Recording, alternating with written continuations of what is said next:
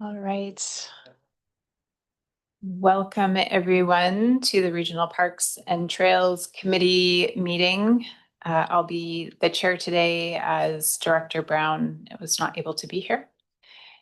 And I will start off by acknowledging that we very gratefully are gathering on the unceded traditional territory of the Comox First Nation, the traditional keepers of this land. And just noticing today the anticipation has begun of the herring return. I feel you can feel it's a little bit lighter out there. There's a few more eagles around. It's an exciting pre-spring time of year. We have no delegations, and I will turn it to staff for public input on the financial plan. Thank you, Chair. Lucy Wichark, our Chief Financial Officer, will be providing a brief update on the public input towards this proposed financial planning process.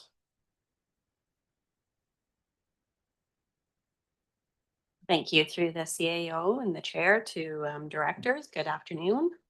Our public engagement into the CVRD 2026 budget began on January 21st, and to date we have had no questions. However, we do have two pieces of feedback which relates to our recreation facilities. And that's the end of my update.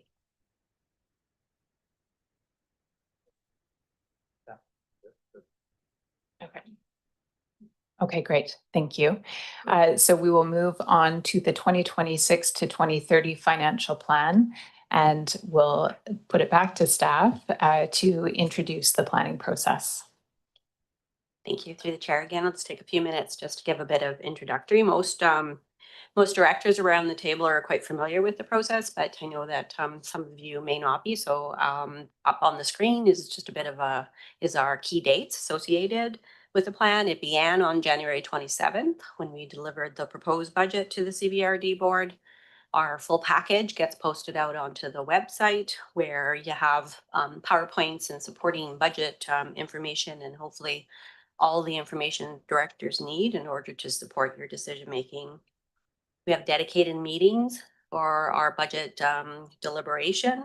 Our first meeting was on February 2nd, where the CVRD board received an overall presentations of all of our core services, dealt with the individual services that are their responsibility. And now it's all about moving into our committees and our commissions. So with recreation, with Regional Parks and Trail Service, we have a overview of the core service that will be provided to you, and then we'll dive right into your specific service for this committee. So that's my update. Thank you. Great, thank you. Just want to check, are there any questions from anyone on that? Okay. So moving along to item 2, which is the Regional Sustainability Core Service, and we'll turn it over to Alana Mullally, the GM of Planning and Development Services, and Doug DeMarzo, the GM of Community Services, to present an overview of the Regional Sustainability Core Service. Over to you, Doug. Thanks. And just as a little bit of context, the CVRD has named 8 different core services, and regional sustainability is one of them. At the overview, as Lucy mentioned a couple of weeks ago, we did speak to each of the core services. So Doug will provide a more succinct version here on this presentation for the regional sustainability as a core service, and then we'll move into the individual budget 625. So Doug, over to you. Thank you, James, and through the chair, sorry, not the CVRD, here to speak briefly about the Regional Sustainability Core Services budget. In the context, it really looks after these services, and really at its heart, the regional sustainability provides a mechanism for regional collaboration, specifically relating to housing, ecosystems, natural areas, parks, local government kind of opportunities, public health and safety, and climate change. What we see here in front of you over the last year, many of these services, especially the last 4, I've had a lot of discussions around the board table, and they're moving forward in new directions. Regional Parks, of course, is one of those, which we'll be discussing today around the land acquisition. So again, really, it's about a broad opportunity in these services for data collection, monitoring, and reporting. and really bringing together the board table for collaborative decision making. Some of the key service outcomes you have here include local government for rural areas, your advocacy roles for equitable and appropriate service delivery, of course, looking at the infrastructure and community and how it serves the community, especially with regards to your regional growth strategies, which we as staff also comment on local plans as well through these services. It's really about responding to community groups and residents.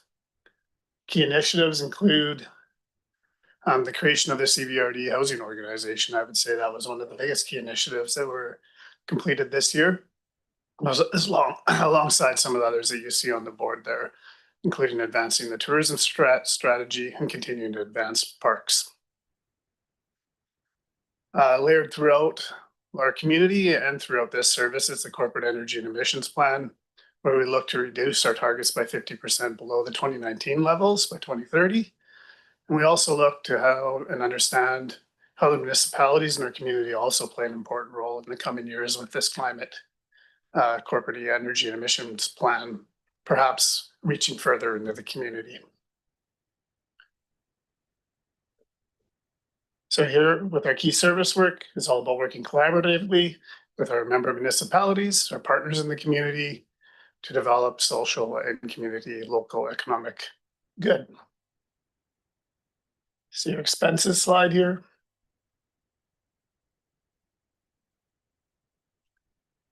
The majority of this, a larger portion of this more and more is transferred to reserves and your personnel costs.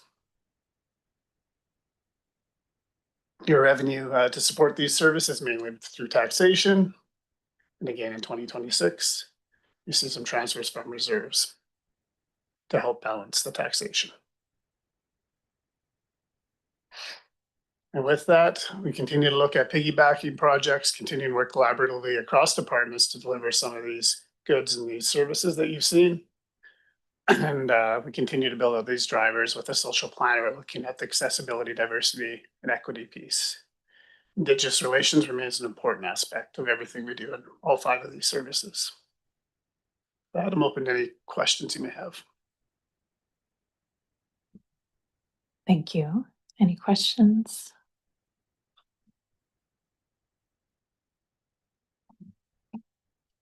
Okay. Seeing none, we will continue on. So we will pass it over to Mark Harrison, Manager of Parks, to present information about Service 625 Regional Parks and Trails. Over to you. Thank you. Through the chair to the directors, here to present Service 625. It's odd.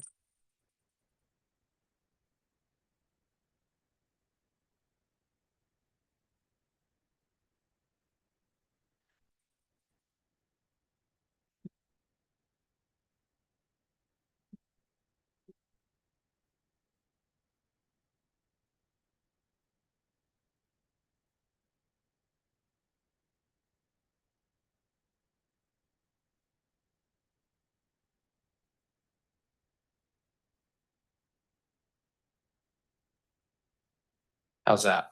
There we go. All right, so yeah, I'm here to present Service 625 Regional Parks and Trails service budget. So this service, it was established to protect and preserve regionally significant natural areas while also providing opportunities for public access, as well as to support the development of a regional trail system. Everyone within the region is a participant in this service. There's no proposed changes in 2026 to the service. In terms of accomplishments, we finished the strategic plan in November 2024, and now are starting to work and are working on our land acquisition strategy. So we actually have completed the end of phase 1 of our 3-phase process with the land acquisition strategy. And that first phase was really looking at developing our candidate sites. So through the feedback that we've heard through the strategic planning process from the public, as well as feedback that we heard through their working group, through this committee, through regional partners, as well as Comox First Nation. We've come to the end of phase 1, which is the development of our candidate sites, and now we're moving into the evaluation phase of those sites. In terms of trends and challenges, opportunities, challenges for this service is that we have limited staff resources allocated to support this service. So if we were to acquire lands, we don't really have the means to take on those lands in terms of operational resources. The land acquisition strategy work is complex because there's a number of partners involved, but that also does provide a really great opportunity, and that's that opportunity for regional collaboration and relationship building. There is a challenge with the service is that it can't really fulfill its vision until the land acquisition strategy is completed, but the strategic plan does provide a really clear direction on the vision for this service, which is an opportunity. In terms of strategic priorities, drivers, that's just the development of the land acquisition strategy, which we've chatted to already. Human resources, we did have an adjustment through 2026 through a clerical error. So that parks planner position wasn't supported, and there was an error. So that calculation is just to remove that 0.4. So we're down to an ending balance of 0.59 in 2026. Through 2027, we're anticipating a few additions. That is archaeological permitting resource of a 0.2 FTE, as well as adding a parks planner and part of a parks technician and part of a branch assistant. In terms of expenses, slight increase to support services. We do have a decrease to personnel costs, and that again is related to the clerical error. Materials, supplies, and utilities down slightly. Contract and general services is also down, and that's kind of to show the work that's been accomplished through the land acquisition strategy already. Transfer to reserve is up slightly, so we can start to try to build up that capital works reserve. And then the transfer to other services is down because that $6,000 is our last payment that we need to make to the feasibility service. Revenues are the same, so we're looking at a stable, no increase to the tax rec. For future, looking at just small changes to the tax requisition over time, largely to anticipate costs for personnel costs that just slowly increase over time, but basically relatively stable. Operating budget. I think the only big thing in there is that we are projecting a bit of a jump in personnel costs in 2027, and some contracted services increases as we look at needing a few other documents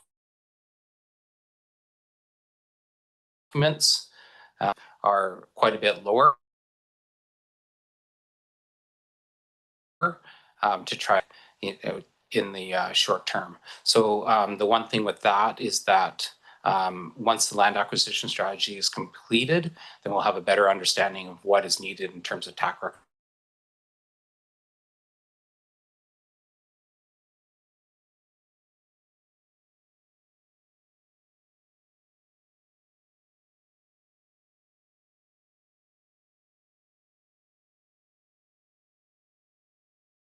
natural areas inventory in 2028, but we have no lands for the service right now. Reserves, FEU reserve is at 77,000. Capital Works reserve is at just over 300,000. Projected for the FEE, we're looking at just small increments, contributions to reserve. We're at 102 right now, and over at the end of 2030, almost 190,000 projected for FE. And then in the Capital Works reserve, a larger contribution here in 2026. And then, like I said, smaller contributions from 2027 on, just to make sure that we're looking at a stable, no increase to tax rec for now, with the understanding that we'll have more information on that once the land acquisition strategy has been completed. And then in summary, this service has a lot of opportunity to provide livability for our region, It can really help with our climate crisis drivers and has lots of community partner and relationship building abilities within it, as well as very strong relationships with our Comox First Nation partners. So with that, happy to take any questions that there may be. Thank you so much for the presentation and opening the floor for questions.